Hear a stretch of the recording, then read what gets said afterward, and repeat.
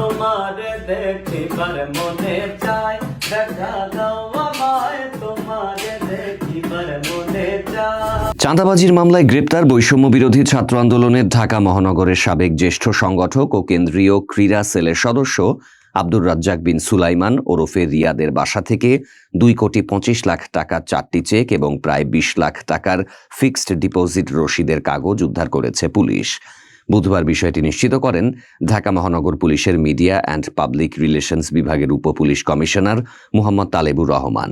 তিনি জানান, সোমবার রাতে রাজধানীর তেজগাঁওয়ের নাখালপাড়ায় রিয়াদের বাসায় অভিযান চালিয়ে ওইসব চেক ও নথি উদ্ধার করা হয়।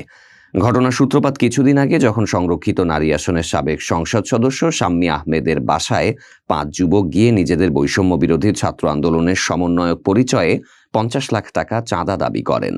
তখন শাম্মী আহমেদ বাসায় না থাকায় তার স্বামীর কাছে এই দাবি জানানো হয়। পরবর্তীতে চাঁদাবাজির অভিযুক্তরা প্রথম দফায় ওই বাসা থেকে 10 লাখ টাকা নিয়ে যায় এবং কয়েকদিন পর আবারও গিয়ে স্বর্ণালংকার দাবি করে। তখন বাসার লোকজন পুলিশে খবর দিলে গুলশান থানা পুলিশ রিয়াদ সহ সমন্বয়ক পরিচয় দেয়া 5 জনকে আটক করে।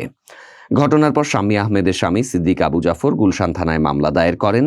মামলায় 6 জনকে এজাহার নামীয় আসামি করা হয়। আসামিদের রিমান্ডে নিতে আবেদন জানায় পুলিশ। ঢাকার অতিরিক্ত chief metropolitan magistrate Mohammad Ziaudur Rahman শুনানি শেষে আসামিদের 7 দিনের রিমান্ড মঞ্জুর করেন। এই ঘটনায় রাজনৈতিক ছায়ায় থাকা একটি ছাত্র সংগঠনের নেতার সম্পৃক্ততা এবং তার বাসা থেকে বিপুল অঙ্কের চেক ও অর্থনৈতিক দলিল উদ্ধার হওয়ায় ব্যাপক চাঞ্চল্য সৃষ্টি হয়েছে। তদন্ত কর্মকর্তারা বলছেন, এটি সংগঠিত চাঁদাবাজি চক্রের অংশ হতে পারে এবং আর্থিক লেনদেনের উৎস নিয়েও অনুসন্ধান শুরু হয়েছে।